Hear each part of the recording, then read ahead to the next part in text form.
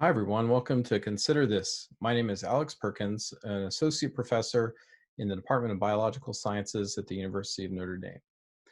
On Monday, November 2nd, I'm going to be joining my colleagues Jenna Colson, Heidi Beidinger Burnett, and Marianne McDowell to talk about the epidemiology of COVID 19. Today, I'm going to be talking with you about mathematical modeling and how it is used to understand the epidemiology of this disease. So, according to the dictionary, a model is a simplified representation of a system. So, what are some examples of model that you might be familiar with? One very common example is a map. Here we see the campus of Notre Dame. For people who have never been there before, or maybe if it's been a long time since you have been there, referring to this before you visit campus is a really good idea. Rather than wandering around aimlessly, consulting a map tells you what you need to know about where certain landmarks are and what their relation to each other are so that you can find your way around. Notice that it, of course, doesn't have all the detail of campus. We don't see the turf on the stadium or students on the quad, but we see the significant things about campus that we need to know in order to find our way around. Another example of a model is a flight simulator that an astronaut might use before they head up into orbit in a space shuttle.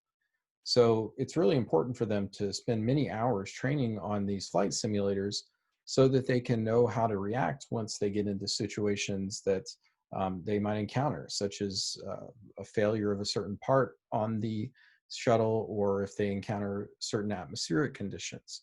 So these are just a couple of examples of real life models. Now, we also use models in epidemiology.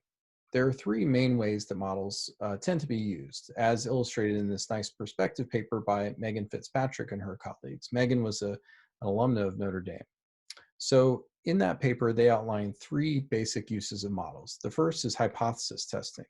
Basically, what this comes down to is the fact that on the one hand, it's nice to look at data, and sometimes data are very clear in telling us what a pattern is. But sometimes using a model allows us to refine our understanding based on that data and to test hypotheses, that is, possible explanations about how the world works. We want to check our understanding to see if it's right, and if it's wrong, revise that understanding. The second thing that we can do with a model in epidemiology is to use it to guide selection among alternative control strategies. And finally, we'd like to know, especially when we're in a pandemic like this, what the future course of the disease's spread is going to be. We can use models to make predictions about that. Today, I'm going to be walking you through some examples of each of these three uses of models based on work that my lab has done over the course of the COVID-19 pandemic.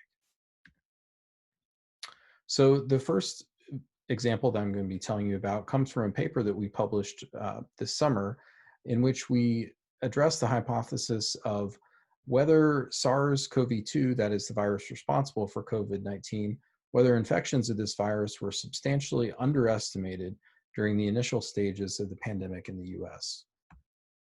So the way that our model works is that we focused on the earliest timeline. So from the time the imported cases started showing up in mid-January all the way through March 12th, which is the day before President Trump declared a national emergency. So once imported infections show up, we assumed that each one was like a spark that could light a fire, and that those fires grew according to exponential growth. So at this time in the epidemic, people weren't really aware of it. They weren't changing their behavior or wearing face masks. Schools were still operating. People were going to work. And so this was really the virus spreading in its maximal growth rate. In addition to that process of spread of the virus, we also accounted for what we know about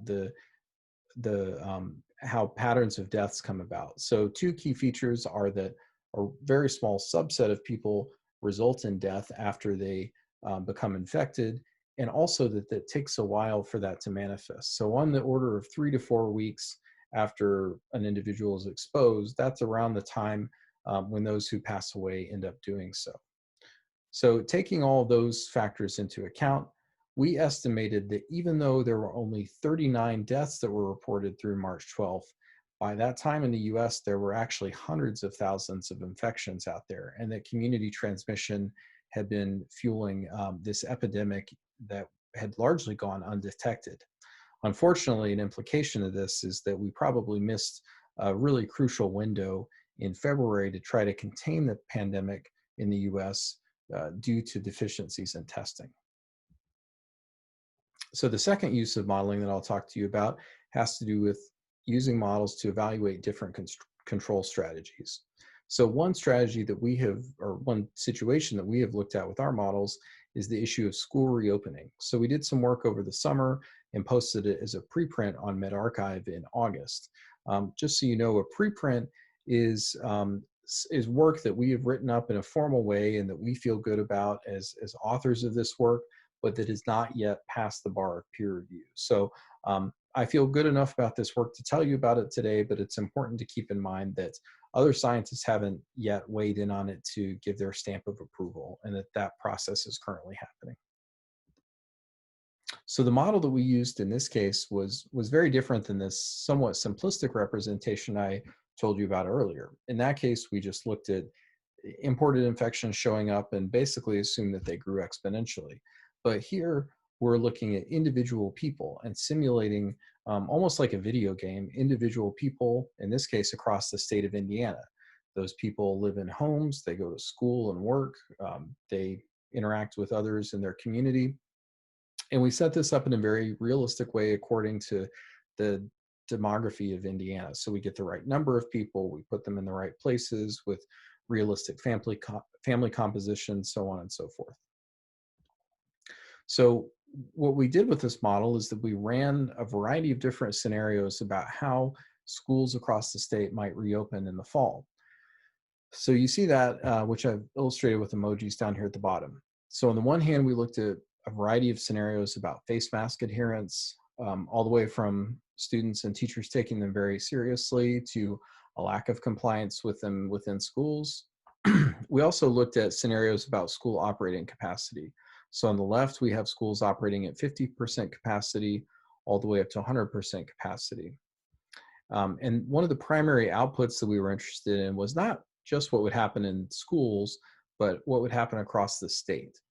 So on the y or vertical axis of this graph, what we see are the cumulative deaths between early August and the end of December under different scenarios represented at the bottom.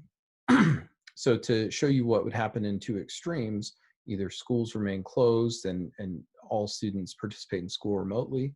That's what we see down here in the blue line. And there we would still expect several hundred deaths across the state just due to community transmission and trends for that as of early August. On the other hand, if schools were to have reopened in fall 2020, as they did in fall 2019, with schools operating at full capacity, no one wearing a face mask, we would expect on the order of around 10,000 deaths in the state of Indiana across the course of the fall 2020 semester.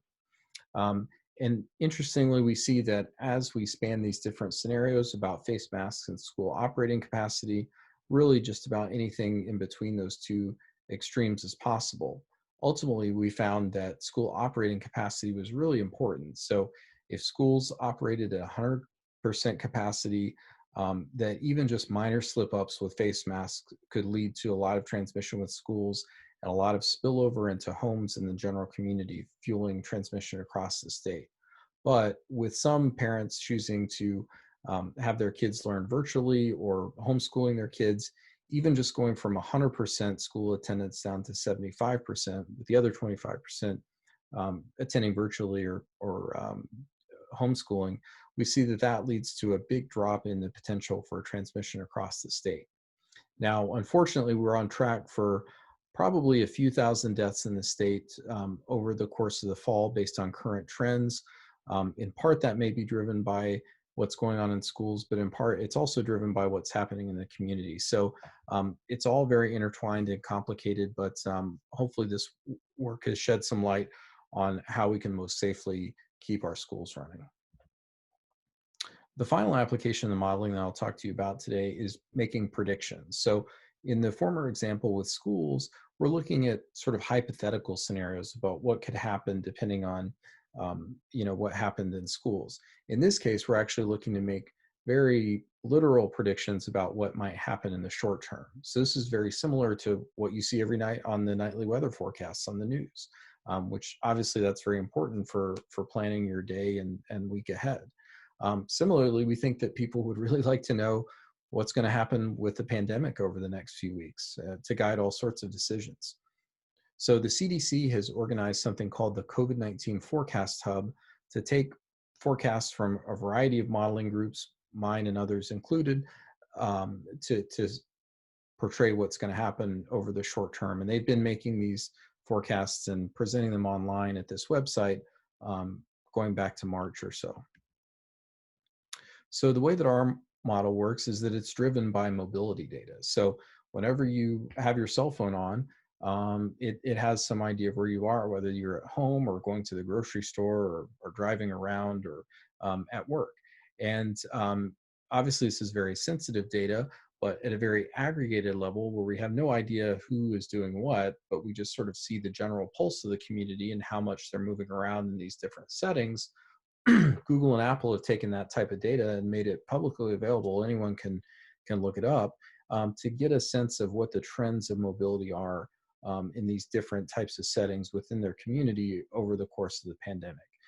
It's turned out to be really useful for modeling, and to a very large extent, these trends within Indiana explain a lot of the behavior in the epidemic over its first few months, as shown by the fit of our model in black in each of these figures to the data on daily deaths across the state in red. So as you can see, all these different mobility trends are quite predictive of that overall trajectory.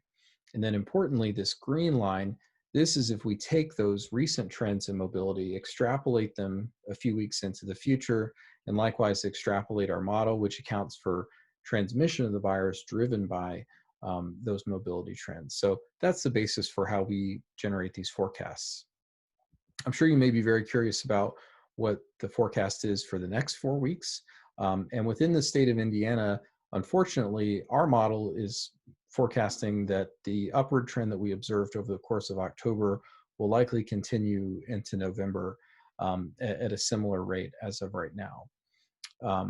But very interestingly and importantly, if you look at a variety of models, you see that they're literally all over the map. So sometimes one model does well and sometimes it doesn't. And so it's really important to look at sort of an average of models. And that's exactly what the CDC does whenever they are interpreting these projections. All right, so thank you very much for listening, and I look forward to seeing you next Monday, November 2nd.